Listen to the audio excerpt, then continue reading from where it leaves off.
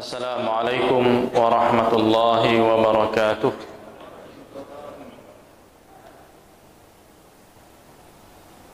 Alhamdulillahi rabbil alamin. Wassalatu wassalamu ala asyrafil anbiya'i wal mursalin wa ala alihi wa sahbihi ajma'in, amma ba'du. Kaum muslimin wal muslimat, jamaah zuhur yang dirahmati Allah Subhanahu wa taala.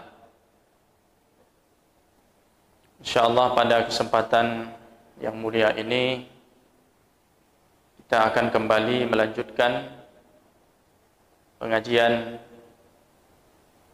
tentang syama'il Rasulullah sallallahu alaihi wasallam. Sudah sampai pada hadis ke-166.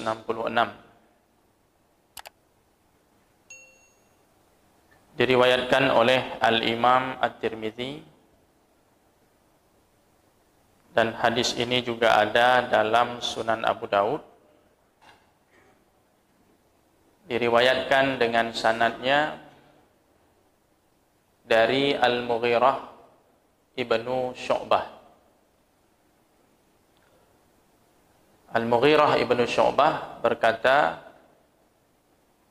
"Dhiftu ma'a Rasulillah sallallahu alaihi wasallam zata lailatin." Pada suatu malam aku pernah bertamu bersama Rasulullah sallallahu alaihi wasallam di rumah seseorang. Fa utiya bi jambin mashwiyin. Lalu kami dihidangkan daging bakar atau daging panggang. Summa akhadha asy-syafrata faja'ala yahuzzu. Kemudian Nabi sallallahu alaihi wasallam mengambil syafrah, sejenis pisau, dan mulai memotong daging yang dihidangkan itu. Fahazza li biha minhu. Kemudian Nabi sallallahu alaihi wasallam memotongkan daging itu untukku. Jadi Nabi memotong daging tersebut untuk Al-Mughirah, sahabat yang menemani Nabi sallallahu alaihi wasallam bertamu di rumah seseorang. Qala, kemudian Al-Mughirah melanjutkan ceritanya, dia mengatakan, faja'a Bilalun yu'zinuhu bis-salah. Kemudian datanglah Bilal memberitahukan kepada Nabi sallallahu alaihi wasallam bahwa waktu salat telah tiba. Fa'alqa syafrah, kemudian Nabi meletakkan pisau tadi dan bersabda, ma lahu taribat yadah. Ada apa dengan Bilal? Taribat yadah. Taribat yadah ini kalau kita artikan secara bahasa, seseorang itu terjatuh dan tangannya terkena debu. Ini ungkapan dalam bahasa Arab, tapi bukan dimaksud makna yang sesungguhnya. Diungkapkan dalam bahasa Arab bukan berarti doa, mendoakan supaya dia terjatuh tangannya berlumuran debu, bukan begitu. Kadang-kadang ini bermakna keberuntungan, beruntunglah dia. Kemudian Al-Mughirah berkata, wa kana syaribuhu qad wafa. Dan kumis Al-Mughirah ini sudah memanjang. Jadi ketika dia pergi bersama Nabi sallallahu alaihi wasallam, dalam jamuan itu kumisnya sudah panjang. Faqala lahu, kemudian Nabi sallallahu alaihi wasallam berkata kepada Al-Mughirah, aqussuhu laka ala siwakin au qussuhu ala siwak. Rasulullah sallallahu alaihi wasallam berkata kepada Al-Mughirah,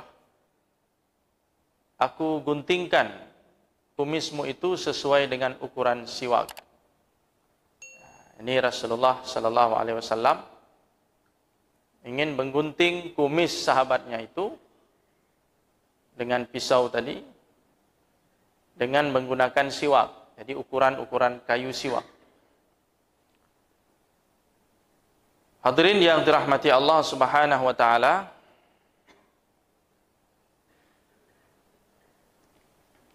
jadi di sini ada beberapa persoalan atau pelajaran yang bisa kita ambil.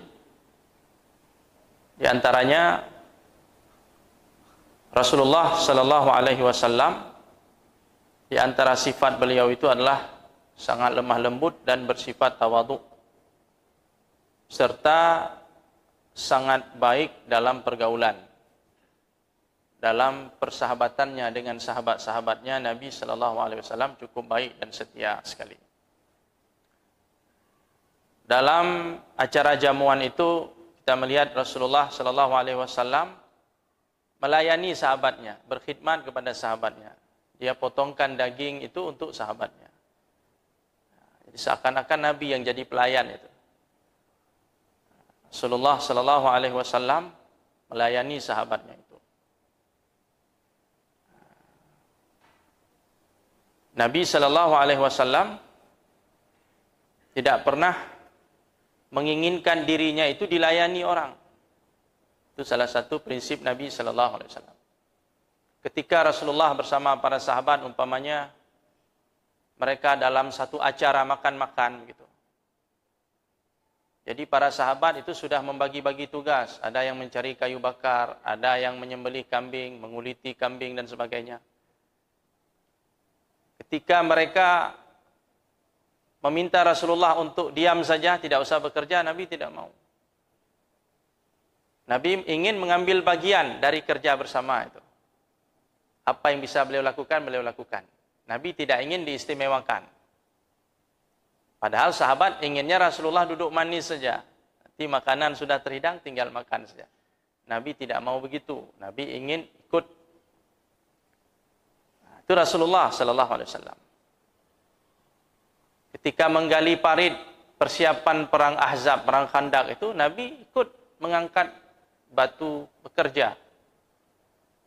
Dalam keadaan lapar, suasana sangat dingin. Para sahabat sampai mengikat batu di perut mereka karena lapar. Satu batu di perutnya. Sementara Rasulullah ada 2 batu di perutnya. Berarti rasa laparnya melebihi yang lain. Ketika dalam sebuah perjalanan jihad, ketika itu kaum muslimin tidak memiliki logistik yang cukup, termasuk kendaraan untuk berangkat ke medan perang. Sehingga satu onta itu harus dinaiki secara bergantian. Satu onta 3 orang. Rasulullah kena dengan Ali bin Abi Thalib dan ada satu lagi, saya lupa nama sahabatnya.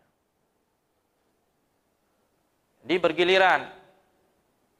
Pada saat tiba saatnya Rasulullah harus berjalan, sahabat menginginkan Rasulullah tetap naik di atas unta biar mereka yang berjalan. Tapi Rasulullah tidak mau. Rasulullah mengikuti giliran sesuai kesepakatan. Di bergiliran, pada saat beliau naik di atas unta itu. Tapi pada saat beliau harus berjalan, beliau berjalan. Itu keinginan Nabi sallallahu alaihi wasallam. Ikut giliran dengan sahabatnya. Padahal sahabat tidak tega melihat Nabi sallallahu alaihi wasallam, biarkan Nabi yang naik di atas kendaraan biar mereka yang berjalan. Jadi prinsip Rasulullah dalam kondisi-kondisi seperti itu, beliau sering mengatakan, saya butuh pahala juga. Karena dalam berjalan itu ada pengorbanan, ada perjuangan. Saya butuh pahala itu. Kata Nabi, kalian tidak lebih kuat daripadaku. Artinya kalau kalian butuh istirahat, kalau saya butuh istirahat, kalian juga butuh istirahat. Kalian tidak lebih kuat daripada Rasulullah. Maka ada yang berjalan, ada yang beristirahat, bergantian. Karena kalian tidak lebih kuat, tidak lebih super daripada Rasulullah. Kalian juga butuh istirahat. Dan saya butuh pahala. Jadi begitu Nabi sallallahu alaihi wasallam. Jadi sifat melayani Rasulullah itu, walaupun beliau seorang yang sangat mulia, itu menambah kecintaan para sahabat kepada Nabi sallallahu alaihi wasallam. Jadi rupanya seperti itu kita. Ada prinsip sayyidul qaumi khadimuhum. Pemimpin satu kaum itu sebenarnya adalah pelayan bagi mereka. Jadi orientasinya bukan ingin dilayani, tapi melayani. Kalau ini, spirit ini bisa kita miliki, insyaAllah bagus sekali itu. Tidak perlu kita mengajak orang untuk mencintai kita. Cinta rakyat kepada pemimpin itu akan datang dengan sendirinya. Ya, kalau keteladanan ini bisa kita ambil. Tidak perlu kita bilang kepada murid, tolong cintai saya, hargai saya. Itu cinta dan penghargaan datang sendiri, itu tidak perlu diminta. Tidak perlu kita bilang sama anak, tolong hargai ibu, hargai ayah. Tidak perlu. Para sahabat Nabi mencintai Rasulullah, menghargai Rasulullah dari hati mereka. Tidak pernah terpaksa sedikit pun.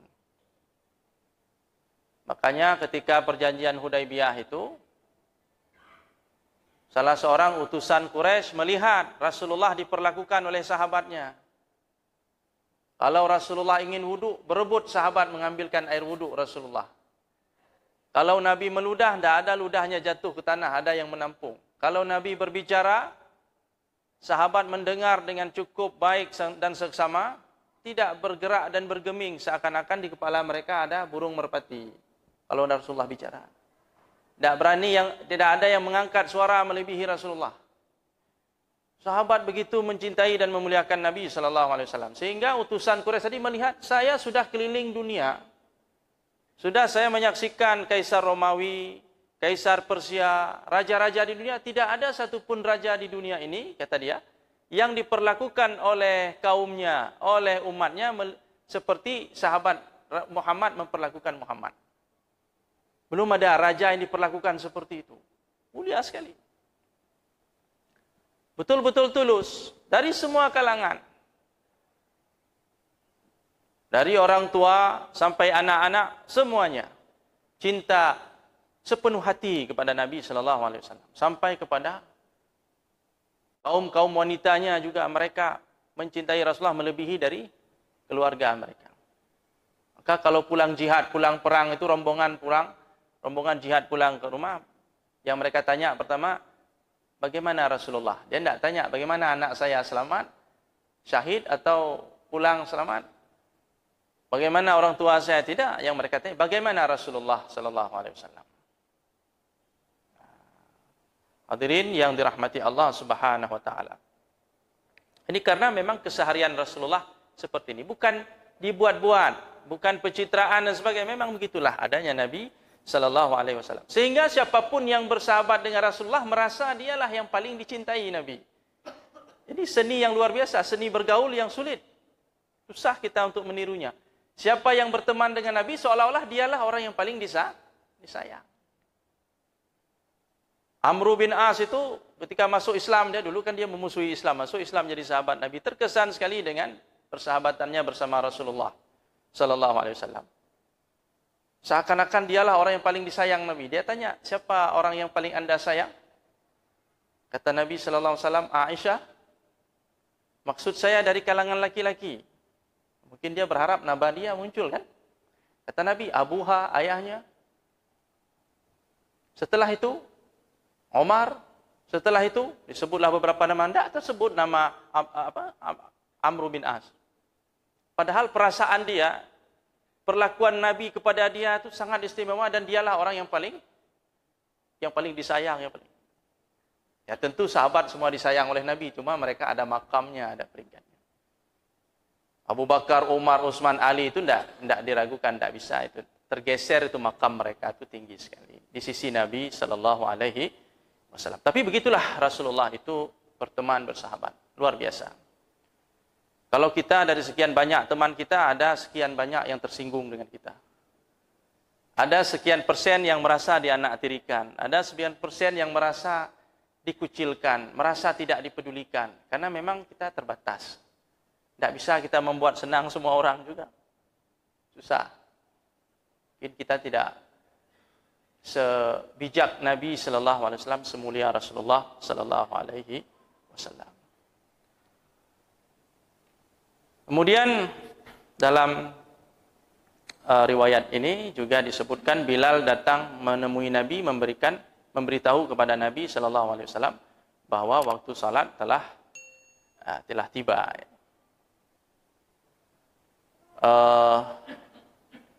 Tadi ada kita singgung kalimat taribat yadaka, artinya tangan menempel ke tanah sehingga berdebu.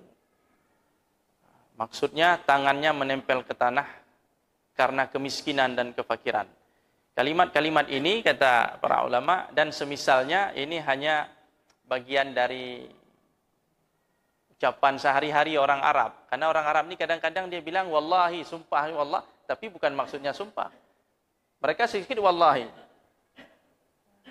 Misalnya dia bilang anta jamil wallahi, kamu bagus, kamu ganteng sekali. Wallahi, wallahi itu bukan maksud dia bersumpah. Memang bagian dari bahasa mereka sehari-hari yang keluar secara spontan, tidak ada maksudnya di situ sumpah.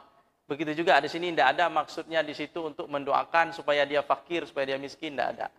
Mungkin di setiap bahasa ada yang seperti itu ya. Hanya sekedar itu keenakan ngomong saja begitu.